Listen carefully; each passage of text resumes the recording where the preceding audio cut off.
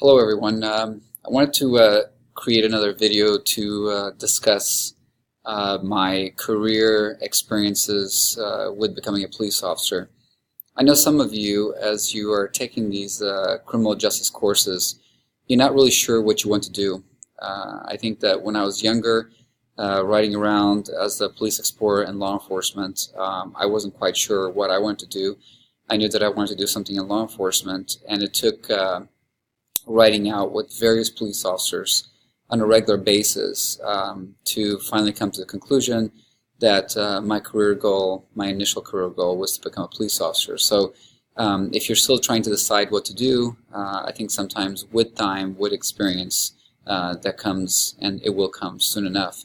But I'm not, this is not the area that I want to stop talking about. What I wanted to talk about was mainly some of the obstacles that I had to overcome as an individual to get into the law enforcement profession. When I was first applying to law enforcement, there weren't many positions available.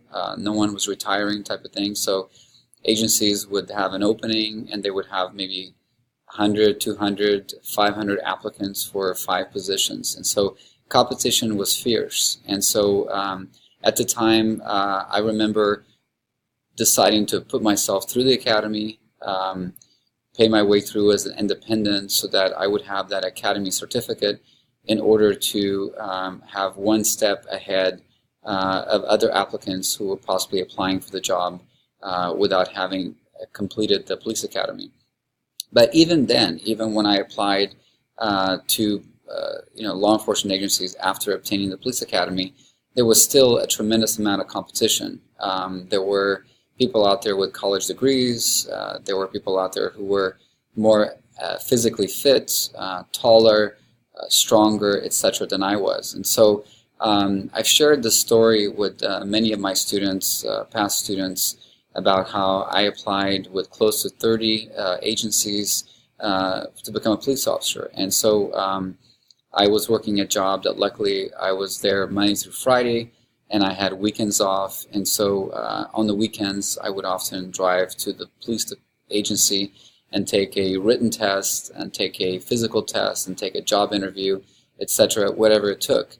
And a story that I enjoy sharing with you is how I would get these letters in the mail from these agencies that would start with something like, "Thank you for applying, however, we regret to inform you this, this, and that." And so I got pretty good at reading those letters, and so I would read one paragraph in, basically saying, hey, you weren't selected for the next stage of the hiring process. So I would just rip up the letter, throw it away, and then I would look on the calendar that I had posted on my parents' refrigerator to see what my next test was that was coming up for the next job interview, for the next written test, for the next physical agility test. And so as a college professor, I want you to listen to this video with intent and to understand that whatever it is that your career expectations are, don't quit. You have to forge ahead. Yes, you're going to have disappointments. Yes, you're going to be turned down. Yes, maybe the first job choice is not going to be there.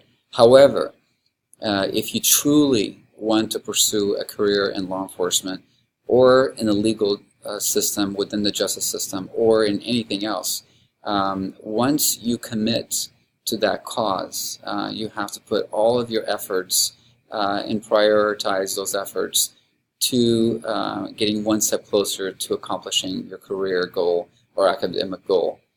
Don't quit. Don't get discouraged. Don't get dissuaded by the whole movement. If you're not a very good writer, start writing. Start taking classes that will help you with writing skills. If you're not in good physical shape, start working out. Start going to the gym. Be more careful about what you eat and put into your body. By taking these criminal justice courses, you are one step ahead of the game as far as getting to the oral board and be able to ask situational questions. You're very, I would say, blessed. You're very lucky to have instructors within our program that we have all worked in law enforcement and have worked the streets and know how to handle different situations. So don't hesitate as you go through the course to reach out to your instructor to ask questions. Hey, I just took an interview, and one of the questions that they were asking me was, how would I handle this situation? And so you're going to be placed in interview situations where they're going to ask you, hey, what would you do in this case? And so the best way to get started to improve yourself is to ask those questions from the instructor. Hey, I had an interview. They asked me what I would do in this case, and what do you think?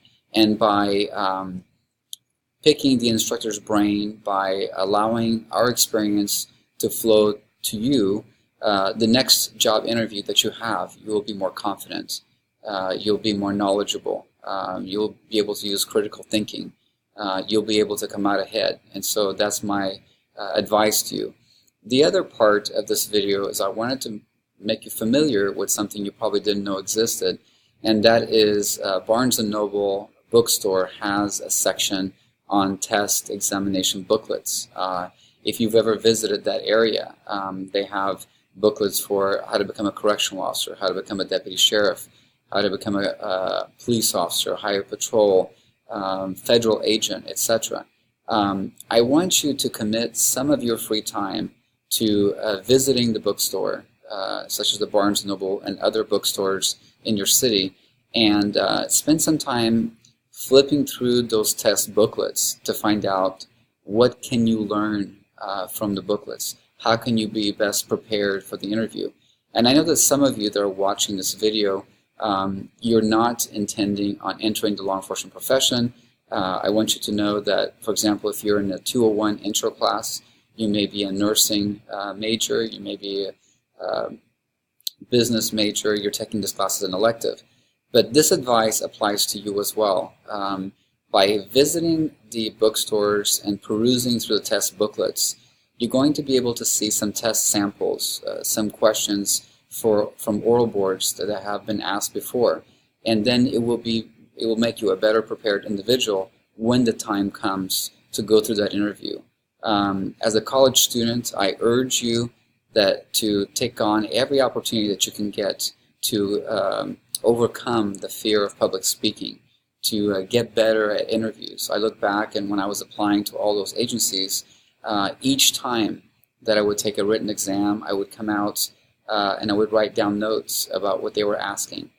Each time I did a job interview, I would come out and I sit with my truck and I would write down the questions they would ask. And then when I got back home, I would find a police officer. I would find a police lieutenant. I'd find a police sergeant.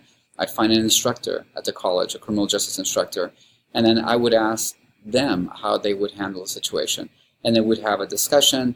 And I can tell you without any hesitation that after my 5th, 6th, 7th oral board, I was very confident. And I knew that eventually the time would come that an agency would give me an opportunity to prove myself within the law enforcement field. So as you watch this interview, as this video that I'm giving it to the class, is I want you to think about yourself on how you can best prepare yourself for the job interview, best prepare yourself for the written exam, for the physical agility, and even within your personal life. I also discuss in class when I have regular classes, such as the one that you see behind me, that students need to recognize early on, especially if they're entering the law enforcement profession, that social media, although it's a tool and it's an important tool, it allows you to stay in touch with your friends and family, share photos, share comments, etc. As a prior background investigator for the police department, I can tell you that social media is failing quite a high number of applicants for the law enforcement profession. So if you have social media, you need to be very careful as to what you post on social media. You need to be very careful as to what comments you like, who you're endorsing, etc. That's all part of the hiring process. And again, this advice applies not just for law enforcement students. This applies for all students that are applying for a company, any organization. If you're going to enter the law enforcement profession, you have to conduct yourself in a professional manner, respectable, not endorsing racial slurs or anything that's offensive to various ethnic groups. And so it's important that you listen to what I'm telling you here. If you are in a position where you are doing some of these things on social media, you need to end them. The sooner the better. And one last thing. Becoming successful in getting hired within any organization takes commitment, it takes effort, it takes motivation, but most of all, it takes time management from you. A lot of you spend a lot of time trying to find the right pictures to post to Facebook or to Instagram or Snapchat or whatever social media you're using. You can take some of that time and allocate it towards your commitment to finding your future job or career. It's important that you do this. I recognize that once you get that job, the full-time job, and you get off probation, then maybe you'll have more free time to update your social profile. But until then, the commitment to becoming successful, to getting your college degree, to getting a job, has to begin with you. It has to begin with you. No one's going to hold your hand. No one's going to hand you a job. No, you have to be the one to go look for the opportunity, to make yourself prepared, ready for that opportunity. It's almost like you've heard the saying, strike while the iron's hot. Well, the older you get, the less time you have. The older you get, the more time becomes valuable. So I hope that you got a lot out of this video. As always, I urge you that if you have any questions or concerns, shoot me an email and pick my brain, and I'm here to help you become more successful. I'm here to see you become successful, to attain that career or college degree that you've been looking for some time. So thank you for listening, and let's continue on.